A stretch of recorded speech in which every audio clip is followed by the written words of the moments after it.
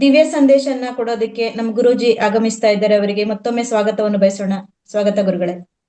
Thank you. ಸ್ನೇಹಿತರೆ, ಇವತ್ತಿನ ಕಿರು ಸಂದೇಶದಲ್ಲಿ, ಜ್ಞಾನ ಸಂದೇಶದಲ್ಲಿ ನಿನ್ನೆ ನಾವು ಮೂರನೇ ಕಣ್ಣಿನ ರಹಸ್ಯಗಳು ತಿಳ್ಕೊಂತೀವಿ. ಅದರಲ್ಲಿ ಮುಂದಿನ ಭಾಗವಾಗಿ ಇನ್ನು ಸ್ವಲ್ಪ ಹೆಚ್ಚಾಗಿ ನಾವು ತಿಳ್ಕೊಳ್ಳೋಕ್ಕೆ ಪ್ರಯತ್ನ ಮಾಡೋಣ. ಇನ್ನಷ್ಟು ಮಾಹಿತಿ, ಇನ್ನಷ್ಟು ಜ್ಞಾನ ನಾವು ಹಂಚ್ಕೊಳ್ಳೋಕ್ಕೆ ಪ್ರಯತ್ನ ಮಾಡ್ತೀವಿ.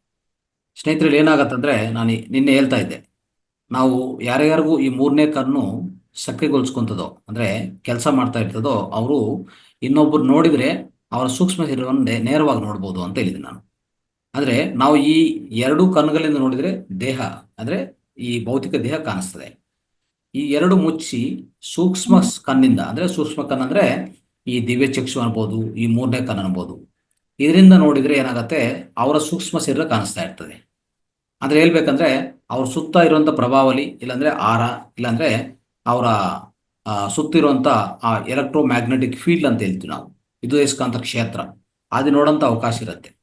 ಅಂದರೆ ನಾವು ಈ ಕಣ್ಣು ಮುಚ್ಚಿ ಆ ಮೂರನೇ ಕಣ್ಣಿಂದ ಇನ್ನೊಬ್ಬರ ಆತ್ಮ ನೋಡ್ಬೋದು ಅಂತ ಹೇಳ್ಬೋದು. ನಾವು ಇನ್ನೊಬ್ಬರ ಆತ್ಮ ನೋಡೋಂಥ ಅವಕಾಶ ಅದಕ್ಕೂ ಮಾತ್ರ ಇದೆ. ಆದರೆ ಇಲ್ಲೇನಾಗತ್ತಂದ್ರೆ ಯಾರೂ ತಪ್ಪು ಹೇಳೋಕ್ಕೂ ಆಗಲ್ಲ. ಸ್ವಲ್ಪ ಜನ ಬರ್ತಾರೆ, ನನ್ನಲ್ಲಿ ಏನು ಕೋಪ ಇಲ್ಲ, ನಾನು ತುಂಬ ಶಾಂತವಂತ ಹೇಳ್ತಾರೆ. ಅವ್ರು ಹೋಗಿ ಅಲ್ಲಿ ಕೂತ್ಕೊಂಡ್ರೆ ಮಾಸ್ಟರ್ ಮುಂದೆ, ಅವ್ರು ನೋಡಿದ ತಕ್ಷಣ ನೀವು ಮೋಸ ಮಾಡ್ತಾ ಇದ್ರಿ, ನೀವು ತಪ್ಪು ಹೇಳ್ತಾ ಇದ್ರಿ ಅಂತ ಹೇಳ್ಬಿಡ್ತಾರೆ. ಹೇಗೆ ಸಾಧ್ಯ? ಅಂದರೆ ಅವ್ರ ಆರ ನೋಡಿದರೆ ಅಲ್ಲಿ ಆರ ಪೂರ್ತಿ ಕೆಂಪಾಗಿರ್ತದೆ. ಅರ್ಥ ಆಯ್ತಾ? ಮಾಸ್ಟರ್ ಮುಂದೆ ಹೇಳ್ತಾರಲ್ಲ, ಮಾಸ್ಟರ್ ಮುಂದೆ ಏನು ಸಾಧ್ಯವಿಲ್ಲ, ನೀವು ಮೋಸ ಮಾಡೋಕ್ಕೂ ಆಗಲ್ಲ. ನೋಡಿ, ಇಂಥ ಅದ್ಭುತ ವಿಷಯ ಇದು. ಇಂದಿನ ಕಾಲದಲ್ಲಿ ಮಾಸ್ಟರ್ಸ್ ಹೀಗೆ ಒಂದು ವ್ಯಕ್ತಿ ನೋಡಿದ ತಕ್ಷಣ ಅವ್ರ ಬಗ್ಗೆ ತಿಳ್ಕೊತಾ ಇದ್ರು. ಅವರ ಆರೋಗ್ಯ, ಅವರ ಮನೋಸ್ಥಿತಿ, ಅವರ ಅಂತರಸ್ಥಿತಿ, ಅವರ ಆಧ್ಯಾತ್ಮಿಕ ಕೃಷಿ, ಅವರ ಆಧ್ಯಾತ್ಮಿಕ ಬೆಳವಣಿಗೆ ಎಲ್ಲ ಜಡ್ಜ್ ಮಾಡ್ತಾ ಇದ್ರು. ಯಾವ ರೀತಿಯಲ್ಲಿ ಅಂದರೆ ಅವರ ಪ್ರಭಾವಲ್ಲಿ ನೋಡಿ. ಅರ್ಥ ಆಯ್ತಾ? ನೀವು ಎಷ್ಟೇ ಹೇಳ್ಬೋದು ನಾನು ತುಂಬ ಶಾಂತ ಮೂರ್ತಿ ಅಂತ ಹೇಳ್ಬೋದು, ಅವ್ರ ಮುಂದೆ ಕೂತ್ಕೊಂಡ ತಕ್ಷಣ ನಿಮ್ಮ ಆರ ಅಲ್ಲಿ ರೆಡ್ ಕಲರ್ ಕೆಂಪಾಗಿರ್ತದೆ. ಅಂದ್ರೆ ಅರ್ಥ ಏನು? ನಿಮ್ಮಲ್ಲಿ ಕೋಪ ಜಾಸ್ತಿ, ಓವರ್ ಅಗ್ರೆಸಿವ್ ನೀವು ಅಂತ ಹೇಳ್ಬಿಡ್ತಾರೆ. ಆ ರೀತಿಯಲ್ಲಿ ಯಾರನ್ನು ಅಂದರೆ ಮಾಸ್ಟರ್ಸನ್ನು ಖಂಡಿತವಾಗಿ ಮೋಸ ಮಾಡೋಕ್ಕೆ ಸಾಧ್ಯವೇ ಇಲ್ಲ ಅಂತ ಹೇಳ್ತಾರೆ.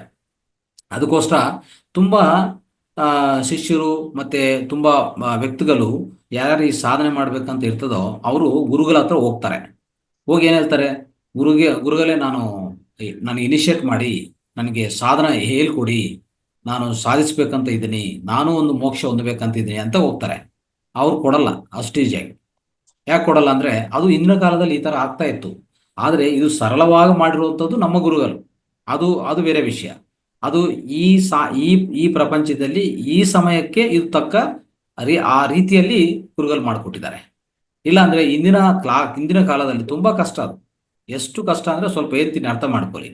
ಹೇಗಿರ್ತದಂದರೆ, ಒಂದು ಶಿಷ್ಯ ಹೋಗಿ ಮಾಸ್ಟರ್ ಹತ್ರ ಕೂತ್ಕೊಂಡು ನನಗೆ ಹೇಳ್ಕೊಡಿ, ನನಗೆ ಸಾಧನೆ ಕೊಡಿ, ನನಗೆ ಇನಿಷಿಯೇಟ್ ಕೊಡಿ ಅಂತ, ಇನಿಷಿಯೇಟ್ ಮಾಡಿ ಅಂತ ಹೇಳ್ತಾರೆ. ನಾನು ಪ್ರಾರಂಭಿಸ್ಕೊತೀನಿ, ನನ್ನ ಸಾಧನೆ ಪ್ರಾರಂಭಿಸ್ಕೊತೀನಿ ಅಂತ ಹೇಳಕ್ಕೂ ಪ್ರಯತ್ನ ಮಾಡ್ತಾರೆ. ಅವಾಗ ಏನು ಮಾಡ್ತಾರೆ ಗೊತ್ತಾ? ಗುರುಗಳು ನೋಡ್ತಾರೆ, ಕೂತ್ಕೊ ಅಂತ ನೋಡ್ತಾರೆ. ನೋಡಿದ ತಕ್ಷಣ ಅವನ ಆರ ರೆಡಿ ಇಲ್ಲ. ಅವನ ಆರ ಒಂಥರ ಪಂಕ್ಚರ್ ಆಗಿ, ಒಂಥರ ಬ್ಲ್ಯಾಕ್ ಆಗಿ, ಒಂಥರ ತುಂಬ ಕತ್ತಲಿದ್ದು, ಅದರಲ್ಲಿ ಎಲ್ಲ ಹೋಲ್ಸ್ ಇದ್ದು, ಇದೆಲ್ಲ ಇದ್ರೆ ಇಲ್ಲಪ್ಪ ಸಾಧ್ಯವಿಲ್ಲ, ಹೋಗಿ ಅಂತ ಹೇಳ್ತಾರೆ. ನೀವು ಇನ್ನೂ ರೆಡಿ ಆಗಿಲ್ಲ, ನೀವು ರೆಡಿ ಆಗಿಲ್ಲ ಅಂದ್ರೆ ನಾನು ಕೊಟ್ಟು ಪ್ರಯೋಜನ ಇಲ್ಲ, ಅದು ವರ್ಕೇ ಆಗಲ್ಲ, ಹೋಗಿ ಅಂತ ಹೇಳ್ತಾನೆ. ಈ ರೀತಿಯಲ್ಲಿ ಎಷ್ಟು ವರ್ಷಗಳಂದ್ರೆ, ಒಂದೊಂದು ಸರಿ ವರ್ಷಗಳು ವೆಯ್ಟ್ ಮಾಡೋದಲ್ಲ, ಜನ್ಮಗಳೇ ವೆಯ್ಟ್ ಮಾಡ್ತಾ ಇದ್ರು ಸಾಧನಕ್ಕೂ, ಈ ಇನಿಷಿಯೇಷನ್ಗೋಸ್ಕರ. ಅರ್ಥ ಆಯ್ತಾ? ಈ ಧ್ಯಾನ ನಾವು ತಿಳ್ಕೊಂಡಿದ್ವಲ್ಲ ಈಗ, ಇಂಥ ಸರಳವಾಗಿದೆ. ನಾವೆಲ್ಲರೂ ಅದಕ್ಕೆ ಕೋಟಿ ಕೋಟಿ ನಮನಗಳು ತಿಳಿಸ್ಬೇಕು ನಮ್ಮ ಗುರುಗಳಿಗೆ. ಇದು ಹೇಳೋರಿಲ್ಲ ನಿಮಗೆ ಆ ಸಮಯದಲ್ಲಿ, ಇದು ಹೇಳ್ಕೊಡೋರು ಯಾರಿಲ್ಲ. ಹೇಳಲ್ಲ ಫಸ್ಟು, ನೀವು ಹೋಗಪ್ಪ, ನಿಮ್ಮ ಕೈಯಲ್ಲಿ ಆಗಲ್ಲ, ನಿಮ್ಮ ಆಹಾರ ಸರಿ ಇಲ್ಲ, ನೀವು ಹೋಗಿ ಅಂತ ಹೇಳ್ತಾರೆ. ಆ ರೀತಿಯಲ್ಲಿ ಆಗ್ತಾ ಇತ್ತು, ಅರ್ಥ ಮಾಡ್ಕೊಳ್ಳಿ. ಆ ರೀತಿಯಲ್ಲಿ ಇನ್ನೊಂದು ಇಲ್ಲಿ ಉದಾಹರಣೆಗೆ ಹೇಳ್ತಾ ಹೋಗ್ತೀನಿ. ಬುದ್ಧರ ಹತ್ರ ಹೋಗಿ ಒಂದು ಸ್ತ್ರೀ ಕೇಳ್ತಾರೆ, ನನಗೂ ಇನಿಷಿಯೇಷನ್ ಮಾಡಿ ಗುರುಜಿ, ಸ್ವಾಮೀಜಿ ನನಗೆ ಇನಿಷಿಯೇಷನ್ ಮಾಡಿ, ನನಗೆ ತಿಳಿಸ್ಕೊಡಿ ಅಂತಂದರೆ ಅವರು ಒಪ್ಪೋದೇ ಇಲ್ಲ. ಇಲ್ಲ ಇಲ್ಲ ಮಾಡಲ್ಲ ಅಂತ ಅವ್ರು ಹೇಳ್ತಾರೆ. ಎಷ್ಟೇ ಪ್ರೆಸರ್ ಮಾಡ್ತಾರೆ, ಸರಿ ಆಯಿತು ಅಂತ ಒಪ್ಕೊಂತಾರೆ. ಅವಾಗ ಹೇಳ್ತಾರೆ, ಒಂದು ಮಾತು ಹೇಳ್ತಾರೆ ಗೊತ್ತಾ, ಒಂದು 500 ವರ್ಷ ಆದಮೇಲೆ ಈ ಬುದ್ಧಿಸಮೇ ಇರಲ್ಲ ಅಂತ ಹೇಳ್ತಾರೆ. ಯಾಕೆ ಅಂತಂದರೆ, ನೋಡಿ, ಇಷ್ಟು ಪ್ರೆಸರ್ ಮಾಡಿದಕ್ಕೂ ನಾನು ನಿಮಗೆ ಕೊಡ್ತಾ ಇದ್ದೀನಿ, ಆ ಸ್ತ್ರೀ ಕೊಡ್ತಾ ಇದ್ದೀನಿ ಅಂತ. ಅವರ ಉದ್ದೇಶ ಏನು ಗೊತ್ತಾ? ಆ ಬುದ್ಧರ ಉದ್ದೇಶ, ಯಾವುದೇ ಸ್ತ್ರೀ ಎನ್ಲೈಟನ್ಮೆಂಟ್ ಆಗಲ್ಲ ಅಂತ ಹೇಳ್ತಾರೆ. ಅವ್ರ ಪ್ರಕಾರ ಸಾಧ್ಯವೇ ಇಲ್ಲ ಅಂತ ಹೇಳ್ತಾರೆ. ಓನ್ಲಿ ಪುರುಷರು ಮಾತ್ರ ಈ ಎನ್ಲೈಟ್ಮೆಂಟ್ಗೂ ಅವಕಾಶ ಇದೆ, ಅವಕಾಶ ಇದೆ ಮತ್ತೆ ಅರ್ಹತೆ ಇದೆ ಅಂತ ಹೇಳ್ತಾರೆ. ಅವ್ರ ಪ್ರಕಾರ ಅದು ಆ ಕಾಲದಲ್ಲಿ, ಈ ಕಾಲದಲ್ಲಿ ಆಗ್ತಾ ಇದೆ. ಆ ಕಾಲದಲ್ಲಿ ಆ ರೀತಿಯಲ್ಲಿ ಅವರು ಭಾವಿಸ್ಕೊಂಡಿದ್ದಾರೆ.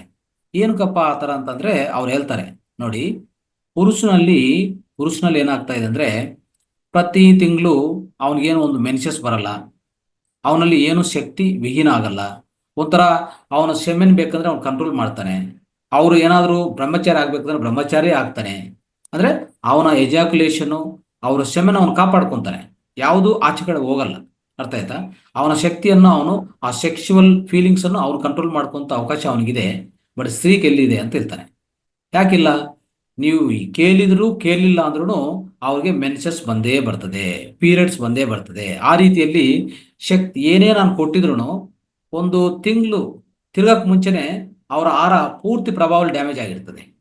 ನೋಡಿ, ಈಗ ಮೆನ್ಸಸ್ ಪೀರಿಯಡ್ ಅಲ್ಲಿ ನಿಮ್ಮ ಪ್ರಭಾವ ನೋಡ್ಕೊಳ್ಳಿ, ನಿಮ್ಮಲ್ಲಿ ಮಾನಸಿಕ ಸ್ಥಿತಿ ನೋಡ್ಕೊಳ್ಳಿ ಹೆಂಗಿರ್ತದೋ, ತುಂಬಾ ಉಂಟಾಗತ್ತೆ. ಒಂಥರ ಹೆಚ್ಚು ಕಮ್ಮಿ ಮೇಲೆ ಕೆಳಗಡೆ, ಒಂಥರ ಮನಸ್ಸಿಂದ ಒಂಥರ ಒಂಥರ ದುಃಖ, ಒಂಥರ ಆವೇಶ, ಕ್ರೋಧ ನೋಡ್ತಾ ಇರ್ತೀವಿ ನಾವು ಮನೆಗಳಲ್ಲಿ. ನೀವು ಅನುಭವಿಸ್ತಾ ಇರ್ತೀರಲ್ಲ, ಮಹಿಳೆಯರಿಗೆ ಆ ಮೆನ್ಸಸ್ ಪೀರಿಯಡ್ ಅಲ್ಲಿ ಕೋಪ ಜಾಸ್ತಿ ಆಗತ್ತೆ, ಒಂಥರ ಸಿಟ್ಟು ಜಾಸ್ತಿ ಆಗತ್ತೆ.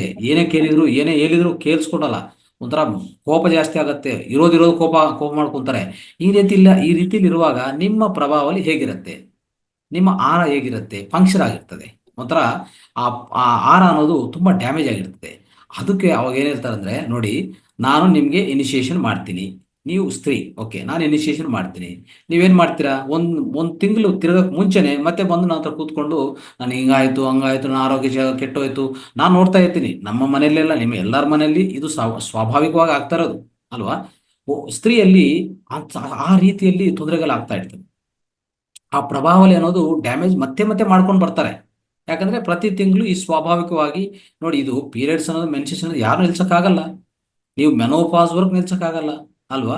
ಯಾಕೆ ಅಂತಂದ್ರೆ ಖಂಡಿತ ಅದು ತಿರ್ಗಾ ತಿರ್ಗಾ ತಿರ್ಗಾ ನ್ಯಾಚುರಲ್, ಅದೆಲ್ಲ ನ್ಯಾಚುರಲ್ ಆಗಿ ಆಗೋದು, ಸಹಜವಾಗಿ ನಮ್ಮಲ್ಲಿ ಆಗ್ತಾ ಇರೋಂಥ ಕಾರ್ಯಕ್ರಮ ಅದು, ಒಂಥರ ಕ್ರಿಯೆ ಅದು ಅಲ್ವಾ? ಅದನ್ನು ಯಾರು ನಿಲ್ಸಕ್ಕಾಗಲ್ಲ. ಅದಕ್ಕೆ ಅವರು ನಾನು ಕೊಡಲ್ಲ ಅಂತ ಹೇಳ್ಬಿಟ್ಟಿದ್ದಾರೆ. ಮಹಾವೀರ್ ಹತ್ರ ಹೋಗೋಣ. ಮಹಾವೀರ್ ಏನ್ ಮಾಡಿದ್ರು ಗೊತ್ತಾ? ಅವ್ರು ಇದೇ ರೀತಿಯಲ್ಲಿ ಏನ್ ಹೇಳ್ತದೆ ಅಂದ್ರೆ, ಇಡೀ ಇಡೀ ಸ್ತ್ರೀಗೆ ನಾನು ಯಾವುದು ಕ್ರಿಯೆ ಮಾಡಿಕೊಡಲ್ಲ, ಯಾರಿಗೂ ಹೇಳ್ಕೊಡಲ್ಲ, ಅವ್ರಿಗೂ ಸಾಕ್ಷಾತ್ಕಾರ ಒಂದು ಅರ್ಹತೆನೇ ಇಲ್ಲ ಅಂತ ಹೇಳ್ಬಿಟ್ಟಿದ್ದಾರೆ. ಅವ್ರು ಇನ್ನೊಂದು ಹೇಳಿದ್ದಾರೆ. ಮಹಾವೀರ್ ಏನ್ ಹೇಳ್ತಾರೆ ಅಂದ್ರೆ, ನೋಡಿ, ಅವರು ಏನಾದರೂ ಸಾಕ್ಷಾತ್ಕಾರ ಬೇಕಂದ್ರೆ ಒಂದು ಕೆಲಸ ಮಾಡೋಣ, ಈ ಜನ್ಮ ಈ ಜನ್ಮ ತಾಳಿದ ಮೇಲೆ, ಈ ಜನ್ಮ ಆದ್ಮೇಲೆ ಮತ್ತೆ ಅವನು ಪುರುಷನಾಗಿ ಹುಟ್ಟಿದ ಮೇಲೆ ಅವ ಕೊಡೋಣ ಅಂತ ಹೇಳ್ತಾರೆ. ಅಷ್ಟು ಜನ್ಮಗಳೇ ಮಾಡಿಸ್ಬೇಕು ಅಂತ ಹೇಳ್ತಾರೆ, ಜನ್ಮಗಳೇ ಚೇಂಜ್ ಮಾಡ್ಸೋಣ ಅಂತ ಹೇಳ್ತಾರೆ ಅವರು. ಮಹಾವೀರ್ ಪ್ರಕಾರ ಏನಂತಂದ್ರೆ, ಯಾವುದೇ ಕಾರಣಕ್ಕೆ ಇಲ್ಲಿ ಬುದ್ಧಿಸಮ್ ಆಗಲಿ, ಮಹಾವೀರ್ ಅದೇ ಜೈನಿಸಮ್ ಆಗಲಿ ಒಪ್ಕೊಂಡಿಲ್ಲ ಅವರು. ಅದಕ್ಕೆ ನೀವು ಗಮನಿಸಿ ಒಂದ್ಸರಿ, ನಿಮ್ಗೆ ಗೊತ್ತಾಗತ್ತೆ ಈ ಬುದ್ಧಿಸಮು, ಜೈನಿಸಮ್, ಇನ್ನು ಇಸ್ಲಾಮು, ಇನ್ನು ಹೇಳ್ಬೇಕಂದ್ರೆ ಕ್ರಿಸ್ಟಿಯಾನಿಟಿ, ಇದರಲ್ಲಿ ಇಲ್ಲೆಲ್ಲ ಏನಾಗತ್ತೆ ಗೊತ್ತಾ?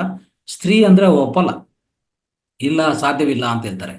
ಅಂದ್ರೆ ಅಲ್ಲಿ ಏನಾಗಿದೆ ಅಂದ್ರೆ, ಮಹಾವೀರ್ ಅದೇ ತರ, ನೀವು ಜನ್ಮನ ವೇಟ್ ಮಾಡಿ ಪರವಾಗಿಲ್ಲ, ನಿಮ್ಮ ಮಾತ್ರ ನಾನು ಕೊಡಲ್ಲ ಅಂತ ಹೇಳ್ತಾ ಇದ್ರು. ಆ ರೀತಿಯಲ್ಲಿ ಆ ಜನ್ಮ ಚೇಂಜ್ ಮಾಡಿ ಈ ಜನ್ಮದಿಂದ ನೆಕ್ಸ್ಟ್ ಜನ್ಮಗೆ ನೀವು ಪುರುಷನಾಗಿ ಬನ್ನಿ, ಆವಾಗ ನಿಮ್ಗೆ ಇನಿಷಿಯೇಷನ್ ಕೊಡ್ತೀನಿ ಅಂತ ಆ ರೀತಿಯಲ್ಲಿ ಹೇಳ್ತಾ ಇದ್ರು. ಆ ರೀತಿ ಹೇಳ್ತಾ ಇದ್ರೆ ನೀವು ಅರ್ಥ ಮಾಡ್ಕೋಬಹುದು ಇಲ್ಲಿ ಅವರ ಭಾವನೆಗಳು ಹೇಗಿತ್ತು ಅಂತ ಅಲ್ವಾ? ಆ ಸಮಯದಲ್ಲಿ ಒಂದು ಅದ್ಭುತವಾದ ಪ್ರಕ್ರಿಯೆ ಉಟ್ಕೊಂಡು ಬಂತು.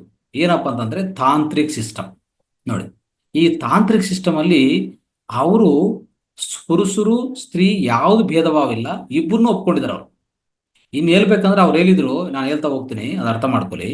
ಸ್ತ್ರೀ ಬೇಗ ಎನ್ಲೈಟ್ಮೆಂಟ್ ಆಗತ್ತೆ ಅಂತ ಅವ್ನು ಹೇಳಿದ್ದಾರೆ. ಅದು ಹೇಗೆ ಏನು ಅಂತ ಸ್ವಲ್ಪ ತಿಳ್ಕೊಳಕ್ಕೆ ಅರ್ಥ ಮಾಡ್ಕೊ.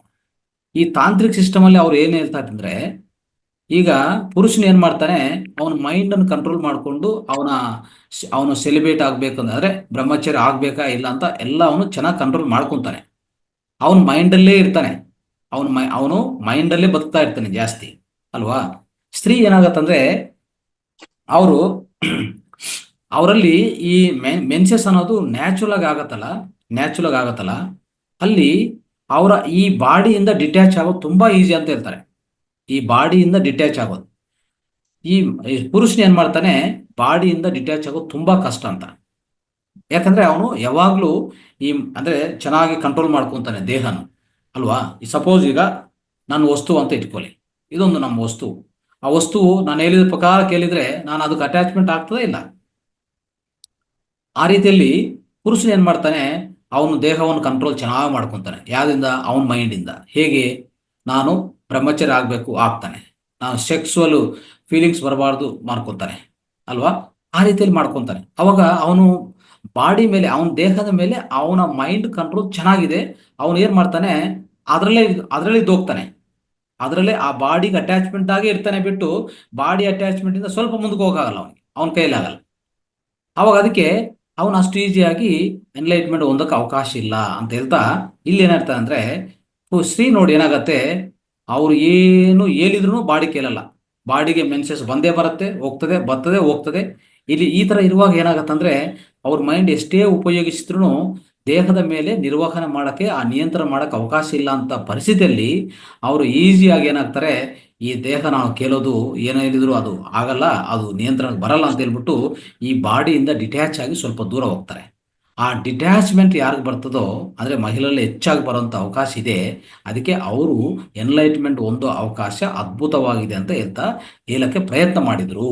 ಅದಕ್ಕೆ ತಾಂತ್ರಿಕ ಸಿಸ್ಟಮ್ ಒಪ್ಕೊಂಡಿದೆ. ತಾಂತ್ರಿಕ ಸಿಸ್ಟಮ್ ಇಂದನೇ ಈಗ ಈಗ ನಾವು ನೋಡ್ತಾ ಇದ್ವಿ, ತುಂಬಾ ಮಹಿಳೆಯರನ್ನು ಅವ್ರೇನಾಗಿದ್ದಾರೆ, ಅದ್ಭುತವಾದ ಯೋಗಿನಿಗಳು ಆಗ ತಯಾರಾಗಿದ್ದಾರೆ ಅಂತ ನಾವು ಅರ್ಥ ಮಾಡ್ಕೋಬಹುದು.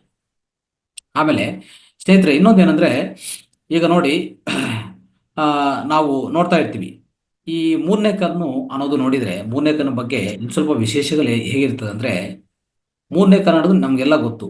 ಎರಡು ಕಣ್ಣುಗಳು ನಾವು ಮುಚ್ಕೊಂಡಿದ್ರೆ, ಅಂದ್ರೆ ನಾವು ಶ್ವಾಸದ ಮೇಲೆ ಗಮನ ಇಟ್ಕೊಂಡು ಎರಡು ಕಣ್ಣುಗಳು ಮುಚ್ಚಿ ಆ ಶಕ್ತಿಯನ್ನು ಮೂರನೇ ಕಣ್ಣು ಕಡೆ ಹೋಗ್ತಾ ಇದೆ. ಅಲ್ಲಿ ಪ್ರವಾಹ ಆಗ್ತಾ ಇದೆ. ಅಲ್ಲೇನಾಗತ್ತೆ, ಅಲ್ಲಿ ಪ್ರವಾಹ ಆಗುವಾಗ ಏನಾಗತ್ತೆ ಗೊತ್ತಾ? ಪ್ರವಾಹ ಆಗುವಾಗ ಅಲ್ಲಿ ಖಂಡಿತವಾಗಿ ಹೆಚ್ಚೆಚ್ಚು ಶಕ್ತಿ ಉತ್ಪನ್ನ ಆಗಿ ಹೀಟ್ ಉತ್ಪನ್ನ ಆಗುವಂತ ಅವಕಾಶನೂ ಇದೆ ಅಲ್ವಾ? ಹೀಟ್ ಉತ್ಪನ್ನ ಆಗುವಂತ ಅವಕಾಶ ಇದೆ. ಆ ಅಲ್ಲಿ ಇನ್ನೊಂದು, ಈ ಹೀಟ್ ಉತ್ಪನ್ನ ಆಗುವಂತ ಸಮಯದಲ್ಲಿ ಅಲ್ಲಿ ಪಂಕ್ಚರ್ ಆಗ್ಬೋದು, ಹೋಲ್ ಆಗ್ಬೋದು, ಇದೆಲ್ಲ ಆಗ್ತಾ ಇರ್ತದೆ. ತುಂಬಾ ಜನ, ನಿಮ್ಗೆ ಗೊತ್ತಿರೋದು ಸ್ವಲ್ಪ ಜನ ಗೊತ್ತಿರ್ತಾರೆ, ಸ್ವಲ್ಪ ಜನ ಹೇಳಲ್ಲ ಆಚೆ ಕಡೆ. ಬಟ್ ಆದ್ರೆ ಅವ್ರು ಧ್ಯಾನದಲ್ಲಿ ಕೂತಿರುವಾಗ ಈ ಈ ಪ್ರಾಣಶಕ್ತಿ ಹೆಚ್ಚಾಗಿ ಮೂರನೇ ಕಣ್ಣು ಕಡೆ ಪ್ರವಾಹ ಆಗುವಾಗ ನಾವಿಲ್ಲೇನಂದ್ರೆ, ಸಹಜವಾದ ರೀತಿಯಲ್ಲಿ ಮಾಡಿ ಅಂತ ಹೇಳ್ತೀವಿ. ಧ್ಯಾನವನ್ನು ಸಹಜವಾದ ರೀತಿಯಲ್ಲೇ ಮಾಡಿ, ಯಾವುದೇ ವಿಧ ವಿಧ ಪದ್ಧತಿಗಳು ಪಾಲನೆ ಮಾಡೋದು ಎಲ್ಲ ಮಾಡ್ತಾ ಹೋದ್ರೆ ನಮಗೆ ನಿಯಂತ್ರಣ ಇಲ್ಲ. ಏನಾಗತ್ತೆ ಗೊತ್ತಾ, ಒಂದೊಂದ್ಸರಿ ಈ ಮೂರನೇ ಕಣ್ಣು ಉತ್ಪನ್ನ ಆಗೋ ಸಮಯದಲ್ಲಿ ತುಂಬಾ ಜನ, ಸ್ವಲ್ಪ ಜನ ಸತ್ತೋಗಿರೋರು ಇದ್ದಾರೆ. ಅಂದ್ರೆ ತಟ್ಕೊಳಕ್ಕಾಗಲ್ಲ. ಹೇಗೆ ಯಾಕೆ ಅಂತ ನಾನು ಹೇಳಕ್ ಪ್ರಯತ್ನ ಮಾಡ್ತೀನಿ. ಈ ಈ ಮೂರನೇ ಕಣ್ಣು ಆ ಪ್ಲೇಸ್, ಆ ಪ್ರದೇಶದಲ್ಲಿ ಒಂದೊಂದ್ಸರಿ ಅಂದ್ರೆ ಒಂಥರ ಶಾರ್ಪ್ ಆಗಿ ಒಂಥರ ಸುಚ್ಕೊಳೋದು, ಒಂಥರ ಹೆಚ್ಚು ಹೀಟ್ ಆಗೋದು, ಒಳಗಡೆಯಿಂದ ಹೀಟ್ ಆಗ್ತಾ ಇರ್ತದೆ. ಒಂದೊಂದ್ಸರಿ ಏನಾಗುತ್ತೆ ಗೊತ್ತಾ, ಸ್ವಲ್ಪ ಜನಕ್ಕೆ ಇಲ್ಲಿ ಹೋಲು ಆಗ್ಬಿಟ್ಟಿದೆ, ಇಲ್ಲಿ ಹೋಲು ಆಗ್ಬಿಟ್ಟಿದೆ. ನೀವು ಇದು ಇದು ಪ್ರಧಾನವಾಗಿ ಗುರುತಿಸ್ಬೇಕಂದ್ರೆ, ನೀವು ಟಿಬೆಟ್ಗೆ ಹೋದ್ರೆ ಟಿಬೆಟ್ ಅಲ್ಲಿ ಸ್ವಲ್ಪ ಮೆಥಡ್ಸ್ ಇದೆ. ಏನ್ ಗೊತ್ತಾ, ಅವ್ರೇನ್ ಮಾಡ್ತಾರಂದ್ರೆ, ನಾವು ಈ ಮೂರನೇ ಕಣ್ಣು ಒಂದು ಮಿಲಿಯನ್ಸ್ ಆಫ್ ಇಯರ್ಸ್ ಇಂದ ಯೂಸ್ ಮಾಡ್ತಾ ಇಲ್ಲ ಅಂತ ಇಟ್ಕೊಳ್ಳಿ. ಸೊ ಏನೋ ಎಷ್ಟೋ ಜನ್ಮಗಳಿಂದ ಅಲ್ವಾ. ಈಗ ನಾವು ಧ್ಯಾನಕ್ಕೆ ಈಗ ಬಂದಿದ್ವಿ, ಧ್ಯಾನ ಬರಕ್ ಮುಂಚೆ ಎಷ್ಟೋ ಸಾವಿರಾರ ಲಕ್ಷಾಂತರ ವರ್ಷಗಳು ಅಲ್ವಾ. ನಾವು ಅಷ್ಟು ವರ್ಷಗಳನ್ನು ಈ ಮೂರನೇ ಕಣ್ಣು ನಾವು ಯೂಸ್ ಮಾಡಿಲ್ಲ. ಅವಾಗ ಏನಾಗತ್ತೆ ರೀ, ಅದು ಬ್ಲಾಕ್ ಆಗಿರ್ತದೆ. ಈಗ ಒಂದು ಪೈಪ್ ಇದೆ, ಆ ಪೈಪನ್ನು ಯೂಸ್ ಮಾಡಿಲ್ಲ ಅಂದ್ರೆ ಒಳಗಡೆ ಮಣ್ಣು ಹೋಗಿ ಕೂತ್ಕೊಂಡು ಕೂತ್ಕೊಂಡು ಏನಾಗುತ್ತೆ, ಅದು ಬ್ಲಾಕ್ ಆಗ್ಬಿಡ್ತದೆ. ಮತ್ತೆ ಅದು ತೊಲಗಿಸ್ಬೇಕಂದ್ರೆ ಫೋರ್ಸ್ಫುಲ್ ಆಗಿ ನೀರು ಹೊಡೆದ್ರೆ ಆ ಒಳಗಡೆ ಇರುವಂತ ಮಣ್ಣೆಲ್ಲ ಆಚೆ ಕಡೆ ಹೋದ್ರೆ ಅವಾಗ ಪೈಪ್ ಕ್ಲೀನ್ ಆಗಿ ವರ್ಕ್ ಆಗತ್ತೆ ಅಲ್ವಾ. ಶಕ್ತಿ ನೀಟಾಗಿ ಪ್ರವಾಹ ಆಗತ್ತೆ. ಅದೇ ರೀತಿಯಲ್ಲಿ ನೀರು ನೀಟಾಗಿ ಪ್ರವಾಹ ಆಗತ್ತೆ. ಆ ರೀತಿಯಲ್ಲಿ ಟಿಬೆಟ್ ಅಲ್ಲಿ ಸ್ವಲ್ಪ ಮೆಥಡ್ಸ್ ಇದೆ. ಈ ಟಿಬೆಟ್ ಮಾಂಗ್ಸು, ಆ ಮೊನಸ್ಟಿಸ್ ಅಂತ ಇದೆ, ಅಲ್ಲಿ ಏನ್ ಮಾಡ್ತಾ ಇದ್ರು ಗೊತ್ತಾ, ಅವ್ರು ಸ್ವಲ್ಪ ಮೆಥಡ್ಸ್ ಕಂಡಿಡಿದ್ದಾರೆ. ಏನಂತಂದ್ರೆ, ಇಲ್ಲಿ ಒಳಗಡೆ ಅವ್ರು ಕಟ್ ಮಾಡ್ತಾ ಇದ್ರು. ಈ ಒಳಗಡೆ ಪ್ರದೇಶವನ್ನು ಕಟ್ ಮಾಡಿ ಆ ಶಕ್ತಿ ಪ್ರವಾಹಕ್ಕೆ ಅಡ್ಡ ಇದ್ರೆ ಅಡ್ಡ ತೊಲಗಿಸ್ತಾ ಇದ್ರು ನೋಡಿ. ಅಡ್ಡ ತೊಲಗಿಸಿ ನಾವು ಕಣ್ಣು ಮುಚ್ಕೊಂಡಿದ್ರೆ, ಎರಡು ಕಣ್ಣುಗಳು ಮುಚ್ಚಿದ ಮೇಲೆ ಆ ಪ್ರಾಣಶಕ್ತಿ, ಆ ವಿಶ್ವಶಕ್ತಿ ಈ ಹೋಲ್ ಮುಖಾಂತರ ಹೋಗಿದ್ರೆ ಅವಾಗ ಅವನಿಗೆ ಮೂರನೇ ಕಣ್ಣು ಉತ್ಪನ್ನ ಆಗ್ತಾ ಇತ್ತು. ಆ ರೀತಿಯಲ್ಲಿ ಮಾಡ್ತಾ ಇದ್ರು, ಅರ್ಥ ಮಾಡ್ಕೊಳ್ಳಿ. ಆ ರೀತಿಯಲ್ಲಿ ಒಂದ್ಸರಿ ಓಶೋ ರಜನೀಶ್ ಹತ್ರ ಒಬ್ಬರ ಒಂದು ಸ್ತ್ರೀ ಬಂದಿದೆ. ಓಶೋ ರಜನೀಶ್ ಹೇಳ್ತಾ ಇದ್ರು, ಅವ್ರ ಹತ್ರ ಒಂದು ಸ್ತ್ರೀ ಬಂದಿದ್ರು. ಅವ್ರೇನ್ ಹೇಳಿತ್ತಂದ್ರೆ, ಗುರುಗಳೇ, ನಾನು ಈ ತರ ಮಾಡ್ತಾ ಇರುವಾಗ ನನಗೂ ನಿಜವಾದ ತುಂಬಾ ಹೀಟ್ ಆಯಿತು, ಒಳಗಡೆಯಿಂದ ಅತಿ ಹೆಚ್ಚಾಗಿ ಉತ್ಪನ್ನ ಆಗಿತ್ತು ಹೀಟು. ಇಲ್ಲಿ ನಮಗೆ ಚರ್ಮದ ಮೇಲೆ ಇಲ್ಲಿ ಒಂಥರ ಮಾರ್ಕ್ಗಳಾಗಿದೆ, ಚರ್ಮದ ಮೇಲೆ ನೋಡಿ. ಒಳಗಡೆಯಿಂದ ಹೀಟ್ ಹೆಚ್ಚಾಗತ್ತೆ, ಯಾಕಂದ್ರೆ ಅಲ್ಲಿ ಶಕ್ತಿ ಪ್ರವಾಹ ಆಗ್ತಾ ಆಗ್ತಾ ಇರುವಾಗ ಅಲ್ಲಿ ಹೀಟ್ ಹೆಚ್ಚಾಗ್ತಾ ಹೋಗ್ತದೆ. ಅರ್ಥ ಆಯ್ತಾ? ಅಲ್ಲಿ ಆ ಹೀಟಿಂದ ಈ ಇಲ್ಲಿರುವಂತ ಈ ಪ್ಲೇಸ್ ಅಲ್ಲಿ ಮಾರ್ಕು ಆಗಿದೆ, ಇದು ನಾನು ಏನ್ ಮಾಡಬೇಕು, ನಿಲ್ಲಿಸ್ಬೇಕಾ ಅದಂತ ಆ ಡೌಟ್ ಮೇಲೆ ಅವ್ರು ಬರ್ತಾರೆ, ಅವ್ರಿಗೆ ಕ್ಲಾರಿಫೈ ಮಾಡ್ತಾರೆ. ಈ ರೀತಿಯಲ್ಲಿ ಅಲ್ಲಿ ಸರ್ಕ್ಯುಲೇಷನ್ ಆಫ್ ಎನರ್ಜಿ, ಆ ಮೂಮೆಂಟ್ ಆಫ್ ಎನರ್ಜಿ ಹೆಚ್ಚಾಗಿದ್ರೆ ಒಳಗಡೆ ಹೀಟ್ ಆಗತ್ತೆ. ಆ ಹೀಟಿಂದ ಅಂತರದೇ ಇಲ್ಲ, ಬಾಹ್ಯದ ಚರ್ಮದ ಮೇಲೇನು ಸ್ವಲ್ಪ ಮಾರ್ಕ್ಗಳು ಬರುವಂತ ಅವಕಾಶ ಇದೆ, ಇದು ಸಹಜವಾಗಿ ಆಗ್ತದೆ ಅಂತ ಹೇಳ್ಬಿಟ್ಟು ಅವ್ರಿಗೆ ಇನ್ನು ಸ್ವಲ್ಪ ಎಚ್ಚರಿಕೆ ಕೊಡ್ತಾರೆ. ಸೊ ಅದೇನಂತ ತಿಳ್ಕೊಳ್ಳೋಣ. ಆದ್ರೆ ಇಲ್ಲೇನಾಗತ್ತೆ ಸ್ನೇಹಿತರೆ, ಅಂತ ಪರಿಸ್ಥಿತಿಯಲ್ಲಿ ಏನಾಗತ್ತೆ, ನಾವು ಇಂಡಿಯಾದಲ್ಲಿ ಒಂದು ಸಿಸ್ಟಮ್ ಇದೆ, ತಿಲಕ್ ಅಂತ. ನಾವು ತಿಲಕ್ ಅಂತ ಹಾಕ್ತಿವಿ, ಈ ತಿಲಕ್ ಇಲ್ಲೇ ಇಡ್ತೀವಿ ನೋಡಿ ಇಲ್ಲಿ. ಆ ತಿಲಕ್ಕಲ್ಲಿ ಸ್ಯಾಂಡಲ್ವುಡ್, ಶ್ರೀಗಂಧ ಮತ್ತೆ ಈ ತುಪ್ಪ ಇದೆಲ್ಲ ಸೇರಿಸ್ಕೊಂಡು ಅವಾಗ ಇಲ್ಲಿ ನಾವು ಹಚ್ಕೊಂತೀವಿ. ಯಾಕಂದ್ರೆ ಇಲ್ಲಿ ಹಚ್ಕೊಂಡ್ರೆ ಏನಾಗತ್ತಂದ್ರೆ ಅಟ್ಲೀಸ್ಟ್ ಒಳಗಡೆಯಿಂದ ಹೀಟ್ ಹೆಚ್ಚಾಗ್ತಾ ಇದೆ, ಬಾಹ್ಯದಿಂದ ಸ್ವಲ್ಪ ಕೂಲ್ ಡೌನ್ ಮಾಡೋಣ ಅಂತ ಅರ್ಥ. ಬಾಹ್ಯದಿಂದ ನಾವು ಕೂಲ್ ಡೌನ್ ಮಾಡೋಣ, ಸ್ವಲ್ಪ ತಣ್ಣದಾಗಿ ಮಾಡೋಣ, ತಂಪು ಮಾಡೋಣ ಅಂತ ಇಲ್ಲಿ ಒಂದು ತಿಲಕ ಹಚ್ಕೊಂತ ಇರ್ತೀವಿ. ಅದು ಪ್ರಧಾನವಾಗಿ ನಮ್ಮ ಇಂಡಿಯಾದಲ್ಲಿರೋದು ಸಂಪ್ರದಾಯ. ಅವಾಗ ಅವ್ರಿಗೆ ಓಶೋ ರಜನೀಶ್, ನಮ್ಮ ರಜನೀಶ್ ಗುರುಗಳು ಏನ್ ಹೇಳ್ತಾರೆ ಅಂದ್ರೆ ಅವ್ರಿಗೆ, ನೋಡಿ ನಿಮ್ಗೆ ಆ ಥರ ಹೆಚ್ಚೆಚ್ಚು ಆಗ್ತಾ ಇದೆ ಅಂದ್ರೆ ಶಕ್ತಿ ಹೆಚ್ಚು ಪ್ರವಾಹ ಆಗೋದು, ನೀವು ತಡ್ಕೊಳಕ್ ಆಗ್ತಾ ಇಲ್ಲ. ಇನ್ನೊಂದೇನು ಗೊತ್ತಾ, ಒಂದು ರೀತಿಯಲ್ಲಿ ಸ್ವಲ್ಪ ಜನ ತಡ್ಕೊಳಕ್ ಆಗಲ್ಲ, ಇಡೀ ಈ ಬ್ರೈನೇ ಒಂಥರ ಬ್ರೇಕ್ ಆಗ್ಬಿಡ್ತದೆ ಅಂತ ಅವಕಾಶಗಳಿದೆ. ಅಂದ್ರೆ ಅಷ್ಟು ಹೆಚ್ಚು ಈ ಹೀಟ್ ಉತ್ಪನ್ನ ಆಗಿ ಆ ರೀತಿಯಲ್ಲಿ ಆಗುವಂತ ಅವಕಾಶ ಇದೆ. ಅದಕ್ಕೆ ಅವ್ರು ಹೇಳಿದ್ರು, ನಿಮ್ಗೆ ಆ ಥರ ತಡ್ಕೊಳೋ ಅಂತ ಪರಿಸ್ಥಿತಿಯಲ್ಲಿ ನೀವು ಇಮ್ಮಿಡಿಯೇಟ್ ಬಿಟ್ಬಿಡಿ, ಅಲ್ಲೇ ಸ್ಟಾಪ್ ಮಾಡಿ. ಯಾಕಂದ್ರೆ ನಿಮ್ಗೆ ಗೊತ್ತಾಗಲ್ಲ ಏನ್ ಮಾಡ್ಬೇಕು ಫರ್ದರ್ ಅಂತ. ಮುಂದೆ ನೀವು ಏನ್ ಮಾಡ್ಬೇಕಂದ್ರೆ ನಿಮ್ಗೆ ಗೊತ್ತಿಲ್ಲ ಅಂತಂದ್ಮೇಲೆ ಕಂಟಿನ್ಯೂ ಮಾಡಕ್ ಹೋಗ್ಬಿಡಿ, ಅದೊಂಥರ ತೊಂದರೆಗಳಾಗ್ತದೆ. ಮನುಷ್ಯ ಸತ್ತೋದ್ರು ಅಂದ್ರೆ ಸತ್ತೋಗುವಂತ ಅವಕಾಶ ಇದೆ, ಬಟ್ ಸತ್ತೋದ್ರು ಏನ್ ತೊಂದರೆ ಇಲ್ಲ ಅಂತ ಅದನ್ನು ಹೇಳ್ತಾರೆ. ಏನ್ ಹೇಳ್ತಾರೆ ಅಂದ್ರೆ, ನೀವು ಅಟ್ಲೀಸ್ಟ್ ಈ ಈ ಈ ಪ್ರಕ್ರಿಯೆ ಒಳಗಾಗಿದ್ರಿ, ಅಷ್ಟು ಅತ್ಯುನ್ನತ ವಿಷಯ ನೀವು ಅನುಭವಿಸಿದಂದ್ರೆ ಒಂಥರ ಡೆತ್ಗಿಂತ ಒಳ್ಳೇದೇ, ಅದು ಒಂದು ತೊಂದರೆ ಇಲ್ಲ. ಅದಾದ್ರೂ ತೊಂದರೆ ಇಲ್ಲ, ಆದ್ರೆ ಯಾಕೆ ರಿಸ್ಕ್ ತಗೊಂತೀರಿ? ಅದು ಸ್ವಲ್ಪ ಸ್ಟಾಪ್ ಮಾಡಿ ಕಣ್ಣುಗಳು ತೆರೆಸಿ, ಈಗ ಕಣ್ಣುಗಳಿಂದ ಈ ಕಡೆ ಆ ಕಡೆ ಎಲ್ಲ ನೋಡಿ, ಈ ಶಕ್ತಿಯನ್ನು ಒಳಗಡೆ ಶಕ್ತಿ ಏನೇನಿದೆಯೋ ಎಲ್ಲ ಹೆಚ್ಚು ಶಕ್ತಿ ಇದೆಯಲ್ಲ ಅದನ್ನು ಆಚೆ ಕಡೆ ಕಲಿಸುವಂತ ಪ್ರಯತ್ನ ಮಾಡಿ, ಕಣ್ಣುಗಳು ಆ ಕಡೆ ಈ ಕಡೆ ಮೂವ್ ಮಾಡಿ, ಅವಾಗ ಶಕ್ತಿ ಎಲ್ಲ ಆಚೆ ಕಡೆ ಹೋಗುತ್ತೆ, ಸ್ವಲ್ಪ ನೀವು ನಾರ್ಮಲ್ ಆಗ್ಬಿಡ್ತೀರಾ. ಆ ಥರ ಆಗುವಂತ ಅವಕಾಶ ಇದೆ ಅಂತ ಹೇಳ್ತಾರೆ. ಇನ್ನೊಂದು, ಇವರು ಇದು ಪರಿಶೋಧನೆ ಮಾಡುವಾಗ ಓಶೋ ರಜನೀಶ್ ಅವರು ಒಂದು ಬುಕ್ ಓದ್ತಾರೆ. ಆ ಬುಕ್ ಓದುವಾಗ ಅವ್ರಿಗೇನಂದ್ರೆ ಮನಸ್ಸಿನ ಜೀವನ ಹೇಗೆ ಬಂತು ಈ ಭೂಮಿ ಮೇಲೆ ಅಂತ ಹೇಳಕ್ಕೆ ಅವರು ಸುಮಾರು ಓದ್ತಾರೆ. ಸುಮಾರು ಓದಿ ಅದನ್ನು ಅಂದ್ರೆ ಎಲ್ಲ ಜಗತ್ತಿಗೆ ತಿಳಿಸ್ಕೊಡ್ಬೇಕಲ್ವಾ. ಅವ್ರಿಗೆ ಡೌಟ್ ಇತ್ತು, ಹೇಗೆ ಬಂದಿದೆ ಜೀವನ ಈ ಭೂಮಿ ಮೇಲೆ ಅಂತ. ಅವ್ರಿಗಿರುವಂತ ಪ್ರಾಮಾಣಿಕಲ್ ನೋಡ್ತಾ ನೋಡ್ತಾ ಓದ್ತಾ ಇರುವಾಗ ಅವ್ರಿಗೆ ಸ್ವಲ್ಪ ಅದ್ಭುತವಾದ ವಿಷಯಗಳು ಸಿಕ್ತು. ಏನಪ್ಪಾ ಅಂತಂದ್ರೆ, ಮನುಷ್ಯನ ಬೇರೆ ಗ್ರಹದಿಂದ, ಬೇರೆ ಸ್ಟಾರ್ ಅಂದ್ರೆ ನಕ್ಷತ್ರದಿಂದ ಇಲ್ಲಿಗೆ ಬಂದಿದ್ದಾನೆ ಸಡನ್ ಆಗಿ ಅಂತ ಒಂದು ನಿರೂಪಣೆಗೆ ಅವರು ಹೇಳಕ್ಕೆ ಪ್ರಯತ್ನ ಮಾಡಿದ್ರು. ಅರ್ಥ ಆಯ್ತಾ? ಆ ರೀತಿಯಲ್ಲಿ ಹೇಗಂತಂದ್ರೆ, ಅವ್ರು ಇನ್ನೊಂದು ತಿಳ್ಕೊಂತಾರೆ, ಈ ಡಾರ್ವಿನ್ ಥಿಯರಿ ಒಂದಿದೆಯಲ್ಲ, ಚಿಂಪಾಂಜಿಂದ ಬಂದಿದ್ದಾನೆ ಅಂತ. ಚಿಂಪಾಂಜಿಂದ ಬಂದಿದ್ದಾನೆ ಅಂತಂದ್ರೆ ಚಿಂಪಾಂಜಿಗೆ ನಮ್ಗೆ ಯಾವುದೇ ಹೋಲಿಕೆಗಳಿಲ್ಲ. ಒಂಥರ ಹೇಳ್ಬೇಕಂದ್ರೆ, ನಮ್ಮಲ್ಲಿ ಈ ನಮ್ಮ ಬ್ರೈನ್ ಒಳಗಡೆ ಇರುವಂತ ಬೆಳವಣಿಗೆ ಅಲ್ಲಿ ನೋಡಿದ್ರೆ ಆ ಥರ ಕಾಣಿಸ್ತಾ ಇಲ್ಲ. ಅದಕ್ಕೋಸ್ಕರ ಅದನ್ನೆಲ್ಲ ರೂಲ್ಡ್ ಔಟ್ ಅಂತ ಇರ್ತಾರೆ. ಅದು ಆ ಥರ ಆಗಿಲ್ಲ ಅದು. ನೋಡಿ, ಉದಾಹರಣೆಗೆ ನಾವು ಈಗೇನ್ ಮಾಡ್ತಾ ಇದ್ವಿ, ಸ್ಪೇಸ್ ಸಂಶೋಧನೆ ಮಾಡ್ತಾ ಇದ್ವಿ, ಅಂದ್ರೆ ಅಂತರಿಕ್ಷ ಸಂಶೋಧನೆ ಏನ್ ಮಾಡ್ತಾ ಇದ್ವಿ, ಅಲ್ಲಿ ಏನಾದ್ರೂ ಬೇರೆ ಗ್ರಹ ಕಲ್ಸೋದು, ಉಪಗ್ರಹದಲ್ಲಿ ಇಲ್ಲಿಂದ ಸ್ಯಾಟಲೈಟ್ ಹೋಗೋದು, ಅಲ್ಲಿ ಎಲ್ಲ ಛಾಯಾಚಿತ್ರಗಳು ತಗೊಂಡೋದು, ಅಲ್ಲಿ ಏನ್ ನಡೀತಾ ಇದೆ, ಅಲ್ಲಿ ವಾತಾವರಣ ಸರಿ ಇದೆಯಾ, ಅಲ್ಲಿ ನಾವು ಉಳ್ಕೋಬೋದಾ, ಅಲ್ಲಿ ಇರ್ಬೋದಾ ಅಂತ ನಾವು ಎಷ್ಟು ಪ್ರಯತ್ನ ಮಾಡ್ತಾ ಇದ್ವಿ, ಅಲ್ಲಿ ಮಾಡಿದ ಮೇಲೆ ನಮ್ಗೆ ಏನ್ ಗೊತ್ತಾಯ್ತು, ಓ ಅಲ್ಲಿ ಆಕ್ಸಿಜನ್ ಇದೆ, ನೀರಿದೆ ಅಂತ ತಿಳ್ಕೊಂಡ್ರೆ ಏನ್ ಮಾಡ್ತೀವಿ ನಾವು, ನೆಕ್ಸ್ಟ್ ಕೆಲವೇ ವರ್ಷದಲ್ಲಿ ಅಲ್ಲಿಗೆ ಹೋಗಿ ವಾಸ ಮಾಡೋದು ಶುರು ಮಾಡ್ತೀವಿ. ಸಡನ್ ಆಗಿ ಅಲ್ಲಿ ಹೋಗಿ ಅಪಿಯರ್ ಆಗ್ತೀವಿ ನಾವು, ಅಲ್ವಾ? ಮತ್ತೆ ಅಷ್ಟೋರು ಇಲ್ವಲ್ಲ ನಾವು. ಅದೇ ರೀತಿಯಲ್ಲಿ ಭೂಮಿ ಮೇಲೆ ಈ ತರ ಆಗಿದೆ ಅಂತ ಅವ್ರು ಹೇಳೋದು. ಇದೇ ರೀತಿಯಲ್ಲಿ ಯಾವುದೋ ನಕ್ಷತ್ರದಿಂದ ಈ ಭೂಮಿ ಮೇಲೆ ಸಡನ್ ಆಗಿ ಮಾನವನು ಬಂದು ಇಲ್ಲಿ ಉಳ್ಕೊಳ್ಳೋದು ಸ್ಟಾರ್ಟ್ ಆಗಿದೆ, ಆ ರೀತಿಯಲ್ಲಿ ಸ್ಟಾರ್ಟ್ ಆಗಿದೆ ಅಂತ ಹೇಳ್ತಾರೆ. ಉದಾಹರಣೆಗೆ ಅವ್ರಿಗೆ ಈ ನಿರೂಪಣೆ ಮಾಡ್ತಾ ಇರುವಾಗ, ಈ ರಿಸರ್ಚ್ ಮಾಡುವಾಗ ಅವ್ರಿಗೆ ಒಂದು ಅದ್ಭುತವಾದ ವಿಷಯ ತಿಳ್ಕೊಂಡು ಬಂತದ್ದು. ಏನು ಅದ್ಭುತವಾದ ವಿಷಯ ಅವ್ರು ತಿಳ್ಕೊಂಡಿದಂದ್ರೆ ಸ್ನೇಹಿತರೆ, ರೈಟ್. ಸೊ ಇಲ್ಲೇನಾಗಿದೆ ಅಂದ್ರೆ, ಒಂದು ಮೆಕ್ಸಿಕೋ ಅಲ್ಲಿ, ಟಿಬೆಟ್ ಅಲ್ಲಿ ಎರಡು ಸ್ಕಲ್ಗಳು ಸಿಕ್ತು, ಎರಡು ಪುರ್ರೆಗಳು ಸಿಕ್ತು.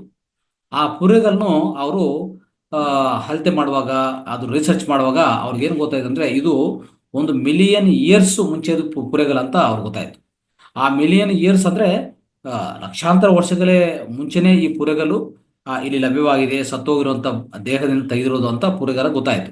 ಅಲ್ಲಿ ಅವರು ಆ ಪುರೆಗಳು ಎರಡು ನೋಡಿದ್ರೆ ಅವ್ರಿಗೇನು ಕಾಣಿಸಿದಂದ್ರೆ, ಇಲ್ಲಿ ಕರೆಕ್ಟ್ ಪ್ಲೇಸ್ ಅಲ್ಲಿ ಹೋಲ್ ಇತ್ತು. ಆ ಹೋಲ್ ಹೆಂಗಿದೆ ಅಂದ್ರೆ ರೌಂಡ್ ಆಗಿ ಒಂಥರ ಯಾರೋ ಬುಲೆಟ್ ಹೊಡೆದ್ರೆ ಆ ಬುಲೆಟ್ ಇಂದ ಆಗುತ್ತದೆ ನೋಡಿ, ಅಂತ ಹೋಲ್ ತರ ಆಗಿದೆ ಅಂತ ಅವ್ರಿಗೆ ಗೊತ್ತಾಯ್ತು. ಅವ್ರು ಅನ್ಕೊಂಡಿದ್ದಾರೆ ಇದೇನಾದ್ರೂ ಆ ಟೈಮಲ್ಲಿ ಬುಲೆಟ್ ಇತ್ತ, ಬುಲೆಟ್ ಇಂದ ಹೊಡೆದ್ರೆ ಆ ಥರ ಸಾಯಿಸಿದ್ರ ಇವ್ರನ್ನ ಯಾರಾದ್ರು ಅಂತ ಆ ಅನುಮಾನ ಅವ್ರಿಗೆ ಇತ್ತು. ಬಟ್ ಆದ್ರೆ ಕೊನೆಯದಾಗಿ ಅವರು ತಿಳ್ಕೊಂಡದೇನಪ್ಪ ಅಂತಂದ್ರೆ ಇಂಥ ಆ ಸಮಯದಲ್ಲಿ ಈ ಮೂರನೇ ಕಣ್ಣಿದೆಲ್ಲ, ಈ ಮೂರನೇ ಕಣ್ಣ ಹತ್ರ ಆಗ್ತಾ ಇರೋದಂದ್ರೆ ಆ ಒಳಗಡೆ ಉತ್ಪನ್ನ ಆಗಿರುವಂತ ಹೀಟಿಂದ ಆ ಹೆಚ್ಚು ಶಕ್ತಿಯಿಂದ ಏನಾಗ್ತಾ ಇದೆ ಅಂದ್ರೆ ಇಲ್ಲಿ ಹೋಲ್ ಕ್ರಿಯೇಟ್ ಆಗ್ತಾ ಇದೆ. ಇಲ್ಲಾಂದ್ರೆ ಅಂತ ಹೋಲ್ ಅಂತ ಚಕ್ಕದಾಗಿ ಒಂಥರ ತುಂಬಾ ಸುಂದರವಾದ ರೀತಿಯಲ್ಲಿ ಆ ಹೋಲ್ ಮಾಡುವಂತ ಅವಕಾಶ ಯಾವುದಕ್ಕಿಲ್ಲ. ಬುಲೆಟ್ಸ್ ಅನ್ನೋದು ಆ ಸಿಸ್ಟಮೇ ಇಲ್ಲ ಅವಾಗ. ಆದ್ರೂ ಇಂಥ ಸುಂದರವಾದ ರೀತಿಯಲ್ಲಿ ಹೋಲ್ ಆಗ್ತಾ ಇದೆಯಲ್ಲ ಈ ಮೂರನೇ ಕನ್ನಲ್ಲಿ, ಹೇಗಾಯ್ತು ಅಂತ ಅವರು ತಿಳ್ಕೊಳಕ್ ಪ್ರಯತ್ನ ಮಾಡಿದ್ರೆ ಅವಾಗ ಅರ್ಥ ಆಯ್ತು, ಮೂರನೇ ಕಣ್ಣ ಹತ್ರ ಉತ್ಪನ್ನ ಆಗಿರುವಂತ ಶಕ್ತಿಯಿಂದ ಈ ಹೋಲ್ ಅನ್ನು ಕ್ರಿಯೇಟ್ ಆಯಿತು ಅಂತ ಆ ಸ್ವಲ್ಪ ತಿಳುವಳಿಕೆ ಅವರು ತಗೊಳಕ್ಕೆ ಪ್ರಯತ್ನ ಮಾಡಿದ್ರು. ಸ್ನೇಹಿತರೆ, ಇಲ್ಲೇನಾಗತ್ತಂದ್ರೆ ಈ ಮೂರನೇ ಕಣ್ಣ ಶಕ್ತಿಯನ್ನು ನಾವು ಸಕ್ರಿಯಗೊಳಿಸ್ಕೊಂಡ ಪರಿಸ್ಥಿತಿಯಲ್ಲಿ ವಿಧ ವಿಧ ಪದ್ಧತಿಗಳಿದೆ ನೋಡಿ. ನಮ್ಮ ನಮ್ಮ ನಮ್ಮ ದೇಶದಲ್ಲಿ ಆಗ್ಬೋದು, ಇಡೀ ಪ್ರಪಂಚದಲ್ಲಿ ಸುಮಾರು ಮಾಸ್ಟರ್ಸ್ ಹೇಳ್ಕೊಡ್ತಾ ಇರ್ತಾರೆ, ವಿಧ ವಿಧ ಧ್ಯಾನಗಳು ಹೇಳ್ಕೊಡ್ತಾರೆ. ಈ ಧ್ಯಾನ ಮಾಡಿ, ಆ ಧ್ಯಾನ ಮಾಡಿ, ಈ ರೀತಿಯಲ್ಲಿ ಮಾಡಿದ್ರೆ ಹಿಂಗಾಗತ್ತೆ, ಆ ರೀತಿಯಲ್ಲಿ ಮಾಡಿದ್ರೆ ಹಿಂಗಾಗತ್ತೆ, ಕುಂಡಲ್ನಿ ರೈಸ್ ಮಾಡ್ತೀವಿ, ಮೇಲೆ ತಗೊಂಡು ಹೋಗ್ತೀವಿ, ಇಲ್ಲಿ ನಿಮ್ಮ ಮೂರನೇ ಕಣ್ಣು ಉತ್ಪನ್ನ ಮಾಡ್ತೀವಿ, ಮೂರನೇ ಕಣ್ಣು ಉತ್ತೇಜನ ಮಾಡ್ತೀವಿ, ಥರ್ಡ್ ಐ ಆಕ್ಟಿವೇಶನ್ ಬನ್ನಿ, ಇಷ್ಟು ಚಾರ್ಜ್ ಆಗುತ್ತೆ, ಮೂರನೇ ಕಣ್ಣು ನಾನು ಫೋರ್ಸ್ಫುಲ್ ಆಗಿ ನಿಮ್ಗೆ ತೆರೆಸ್ತೀನಿ, ಇದು ಏನೇನೋ ಹೇಳ್ತಾ ಇರ್ತಾರೆ. ಯಾವುದನ್ನು ಅಷ್ಟು ಈಜಿಯಾಗಿ ಒಪ್ಕೊಳಕ್ ಹೋಗ್ಬಾರ್ದು, ನಂಬರ್ 1. ಯಾಕಂದ್ರೆ ಅವ್ರಿಗೆ ಗೊತ್ತಿಲ್ಲ, ಹೇಳ್ಕೊಟ್ಟಿದ ಮೇಲೆ ಉತ್ಪನ್ನ ಮಾಡಿದ ಮೇಲೆ ಆಮೇಲೆ ಬ್ಯಾಡ್ ಕಾನ್ಸಿಕ್ವೆನ್ಸಸ್ಸು ಅದಾದ್ಮೇಲೆ ಏನೇನಾಗತ್ತಂತ ಅವ್ರಿಗೆ ಗೊತ್ತಿಲ್ಲ, ನಿಮ್ಗೆ ಹೇಳ್ಕೊಡಂತ ಅವ್ರಿಗೆ ಗೊತ್ತಿಲ್ಲ. ಮತ್ತೆ ಅವರು ಅಲ್ಲಿ ಹೋಗಿ ನೀವು ಸಿಗಾಕೊಂಡ್ರೆ ಇನ್ನೂ ಎಷ್ಟು ತೊಂದರೆಗಳು ಅನುಭವಿಸ್ಬೇಕೋ ನಮ್ಗೆ ಗೊತ್ತಿಲ್ಲ. ಯಾಕೆ ಹೋಗ್ತೀರಾ ಅಂಥದ್ದೆಲ್ಲ ಯಾವುದು ಹೋಗ್ಬಾರ್ದು. ವರ್ಕ್ಶಾಪ್ ಮಾಡ್ತೀವಿ ಬನ್ನಿ, ಮೂರನೇ ಕಣ್ಣು ಆಕ್ಟಿವೇಶನ್, ಥರ್ಡ್ ಐ ಆಕ್ಟಿವೇಶನ್, ಇಷ್ಟು ಚಾರ್ಜ್ ಆಗತ್ತೆ, ಇಷ್ಟು ಗಂಟೆಗಳಾಗತ್ತೆ, ಇಷ್ಟು ದಿನಗಳಾಗತ್ತೆ ಅಂತ ಹೇಳ್ತಾ ಇರ್ತಾರೆ. ದಯವಿಟ್ಟು ಅಂಥದಕ್ಕೆಲ್ಲ ಹೋಗ್ಬಾರ್ದು, ಅರ್ಥ ಮಾಡ್ಕೊಳ್ಳಿ. ಯಾಕಂದ್ರೆ ನಿಮ್ಗೆ ಯಾರು ಹೇಳ್ಕೊಡ್ತಾರೋ ಅವ್ರಿಗೆ ಗೊತ್ತಿಲ್ಲ, ಮತ್ತೆ ಆಚೆ ಕಡೆ ತಗೊಂಡ್ ಬರೋದು ಅಲ್ವಾ. ನಿಮ್ಗೆ ಯಾರು ಹೇಳ್ಕೊಡ್ತಾರೋ ನಿಮ್ಗೆ ಅದಾದ್ಮೇಲೆ ಆಗುವಂತ ಬ್ಯಾಡ್ ಕಾನ್ಸಿಕ್ವೆನ್ಸಸ್, ಅನವಶ್ಯಕತೆ ಎಲ್ಲ ಹೇಗೆ ಆಚೆ ಕಡೆ ಕರ್ಕೊಂಡು ಬರೋದು ಅವ್ರಿಗೆ ಗೊತ್ತಿಲ್ಲ. ಆ ರೀತಿಯಲ್ಲಿ ಸ್ನೇಹಿತರೆ, ನಮ್ಮ ದೇಶದಲ್ಲಿ, ಇಡೀ ಪ್ರಪಂಚದಲ್ಲಿ 112 ಪದ್ಧತಿಗಳ ಮೆಡಿಟೇಷನ್ಸ್ ಇದೆ. ಯಾಕೆ ಇಷ್ಟೆಲ್ಲ ಹೇಳ್ಕೊಟ್ಟಿದ್ದಾರೆ ಅರ್ಥ ಮಾಡ್ಕೊಳ್ಳಿ. ಅವಾಗ ಏನಂತಂದ್ರೆ ಒಂದೊಂದು ಪದ್ಧತಿಯಲ್ಲಿ ಅವ್ರು ಹೇಳ್ಕೊಟ್ಟಿದ್ದಾರೆ. ತಾಂತ್ರಿಕಲ್ಲಿ ವಿಧ ವಿಧ ಪದ್ಧತಿಗಳು, ಡೈನಮಿಕ್ ಮೆಡಿಟೇಷನ್ ಅಂತ ಸುಮಾರು 112 ಪದ್ಧತಿಗಳು ನಮ್ಮ ಓಶೋ ರಜನೀಶ್ ಅವರು ಒಂದು ಬುಕ್ಕಲ್ಲೇ ಹೇಳ್ಕೊಡ್ತಾರೆ. 112 ಪದ್ಧತಿಗಳು. ಅಲ್ಲಿ ಏನಂತಂದ್ರೆ ಯಾವ ಪದ್ಧತಿಯಿಂದ ಯಾವ ರೀತಿಯಲ್ಲಿ ಮಾಡಿದ್ರೆ ಏನಾಗತ್ತೆ, ಇದಕ್ಕೂ ಬ್ಯಾಡ್ ಎಫೆಕ್ಟ್ಸ್ ಏನು, ಗುಡ್ ಎಫೆಕ್ಟ್ಸ್ ಏನು, ಯಾವ ರೀತಿಯಲ್ಲಿ ಮಾಡಿದ್ರೆ ಏನಾಗತ್ತೆ ಅಂತ, ಅದಾದ್ಮೇಲೆ ಅದರಿಂದ ಆಚೆ ಬರುವಂತ ವಿಧಾನ ಏನು, ಇದೆಲ್ಲ ನೋಡ್ಕೊಂಡಿದ್ಮೇಲೆ ನಿಮ್ಗೆ ಯಾವ್ದು ಸೂಟಬಲ್ ಆಗುತ್ತೋ ಅದನ್ನು ಆಯ್ಕೆ ಮಾಡ್ಕೋಬೇಕಂತ ಪರಿಸ್ಥಿತಿ. ಆದ್ರೆ ನಮ್ಮ ಗುರುಗಳು ಏನ್ ಮಾಡಿತ್ತಂದ್ರೆ ಎಲ್ಲಾ ಸಂಶೋಧನೆ ಮಾಡಿ ಅತಿ ಸುಲಭವಾಗಿರ್ಲಿ, ಯಾರಿಗೆ ಸಮಯ ಇದೆ 112 ಪದ್ಧತಿ ನಾನು ಹೇಳ್ಕೊಡ್ತೀನಿ, ನಿಮ್ಗೆ ಸಮಯ ಇದೆಯಾ 112 ಪದ್ಧತಿ ಪ್ರಾಕ್ಟೀಸ್ ಮಾಡಿ, ಯಾವ್ದು ನಿಮ್ಗೆ ಆಯ್ಕೆ ಮಾಡ್ಕೋಬೇಕು, ಯಾವ್ದು ಸೂಟಬಲ್ ಇದೆ, ಯಾವ್ದು ಸೂಟಬಲ್ ಇಲ್ಲ ಅಂತ ಆ ಸಮಯ ಯಾರಿಗನ್ನ ಇದೆಯಾ ಇಲ್ಲಿ ಈ ನವೀನ ಪ್ರಪಂಚದಲ್ಲಿ, ಮಾಡರ್ನ್ ವರ್ಲ್ಡ್ ಅಲ್ಲಿ? ಯಾರಿಗಿಲ್ಲ. ಎಲ್ಲಾ ಗೊಂದಲಗಳು, ಸಮಸ್ಯೆಗಳು, ನಾವು ಎಲ್ಲಿ ಹೋಗಿ ಇದೆಲ್ಲ ನಾವು ಟೆಸ್ಟ್ ಮಾಡೋದು, ಇದೆಲ್ಲ ನಾವು ತಿಳ್ಕೊಳ್ಳೋದು, ಯಾವಾಗ ನಾವು ಆಯ್ಕೆ ಮಾಡ್ಕೊಳೋದು, ಯಾವಾಗ ಆಧ್ಯಾತ್ಮಿಕ ಸಾಧನೆ ಮಾಡೋದು ಅಲ್ವಾ. ಅದಕ್ಕೋಸ್ಕರ ಅವ್ರೇನ್ ಮಾಡಿದ್ರು, ಸುಲಭವಾದ ಸರಳವಾಗಿ ಮಾಡೋಣ ಅಂತ ಹೇಳ್ಬಿಟ್ಟು ಎಲ್ಲಾ ಸಂಸ್ಥೆಗಳಿಗೆ ಹೋಗಿ ಎಲ್ಲಾ ಕಡೆ ಓಡಾಡಿ ಯಾವ ರೀತಿಯಲ್ಲಿ ಮಾಡಿದ್ರೆ ಅತಿ ಸುಲಭವಾದ ರೀತಿಯಲ್ಲಿ ನಾವು ಅಂತರ ಪ್ರವೇಶ ಆಗತ್ತೆ, ಅಂತರ ಪ್ರಯಾಣ ಆಗತ್ತೆ, ನಿಧಾನವಾಗಿ ಈ ಕಣ್ಣನ್ನು ತೆರೆಸ್ಕೋಬಹುದು. ಅಂದ್ರೆ ಮೂರನೇ ಕಣ್ಣು ಉತ್ಪನ್ನ ಆಗೋದು ನಿಧಾನವಾಗಿ ಆಗ್ಬೇಕು. ಯಾವುದೇ ರೀತಿಯಲ್ಲಿ ಫೋರ್ಸ್ಫುಲ್ ಆಗಿ ಸಡನ್ ಆಗಿ ನಾಳೆ ತೆರೆಸ್ಕೋಬೇಕು ಅಂತ ಪ್ರಯತ್ನ ಯಾವ ಮಾಡಕ್ ಹೋಗ್ಬೇಡಿ. ಅದು ಈ ಲೈಫೆಲ್ಲ ನಮ್ಗೆ ತಗೊಂಡಿದ್ದು ಸಮಯ, ನೋ ಪ್ರಾಬ್ಲಮ್, ನೋ ಇಶ್ಯೂ, ಏನು ತೊಂದರೆ ಇಲ್ಲ. ಅದಕ್ಕೆ ಸುಲಭವಾದ ಸರಳವಾದ ಈ ಆನಾಪಾನಸತಿ ಧ್ಯಾನ ಹೇಳಿ ಎಲ್ಲರನ್ನು ಏನ್ ಮಾಡಿದಂದ್ರೆ ಒಂದು ಸರಳವಾದ ರೀತಿಯಲ್ಲಿ ಸಮಾಂತರವಾಗಿ ಸರಳವಾದ ರೀತಿಯಲ್ಲಿ ಅವರು ಒಂದು ಮಾಸ್ಟರ್ ಆಗಿ ತಯಾರು ಮಾಡ್ಸಕ್ಕೆ ಈ ರೀತಿಯನ್ನು ಆನಾಪಾನಸತಿ ಅಂತ ಈ ಧ್ಯಾನವನ್ನು ಅವರು ಪ್ರವೇಶ ಮಾಡಿ ಪರಿಚಯ ಮಾಡಿ ಈಗ ಮಾಡಿಕೊಟ್ಟಿದ್ದಕ್ಕೂ ನಾವೇನ್ ಮಾಡ್ತಾ ಇದೀವಿ, ಅದನ್ನು ಆರಾಮಾಗಿ ನಾವು ಪ್ರಾಕ್ಟೀಸ್ ಮಾಡ್ತಾ ಇದೀವಿ. ಯಾವುದೇ ಜಾಸ್ತಿ ತೊಂದರೆಗಳು ಬರಲ್ಲ. ಅಂತ ತೊಂದರೆಗಳು ಬಂದ್ರೆ ಸ್ವಲ್ಪ ನಿಲ್ಲಿಸಿ ಮತ್ತೆ ನಿಧಾನವಾಗಿ ಮಾಡ್ತಾ ಹೋಗೋಣ ಅಲ್ವಾ. ಆ ರೀತಿಯಲ್ಲಿ ಹೋಗುವಾಗ ನಿಮ್ಮ ಮೂರನೇ ಕಣ್ಣು ಸಹ ನಿಧಾನವಾಗಿ ಉತ್ಪನ್ನ ಆಗತ್ತೆ. ಕ್ರಮವಾಗಿ ಅದು ಬೆಳೆಸ್ಕೊಂತ ಹೋಗ್ತೀವಿ. ಆವಾಗ ಮೂರನೇ ಕಣ್ಣಿನ ಶಕ್ತಿ ನಮ್ಗೆ ಒಳಗಡೆ ಕ್ರಿಯಾಶೀಲಕವಾಗಿ ಕೆಲಸ ಮಾಡೋದು ಶುರು ಆಗತ್ತೆ. ಈ ರೀತಿಯಲ್ಲಿ ಮಾಡ್ಕೊಂತ ಹೋಗೋಣ ಸ್ನೇಹಿತರೆ.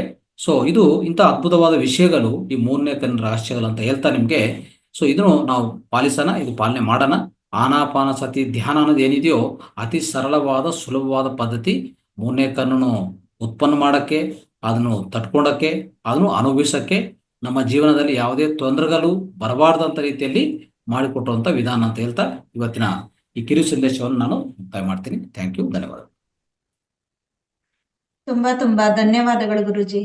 ಮೂರನೇ ಕಣ್ಣಿನ ಬಗ್ಗೆ ಡೀಟೇಲ್ ಆಗಿ ಸಾಕಷ್ಟು ವಿಚಾರನ ಕೊಟ್ಟಿದ್ದೀರಾ. ಥ್ಯಾಂಕ್ ಯು ಸೋ ಮಚ್ ಗುರುಗಳೇ.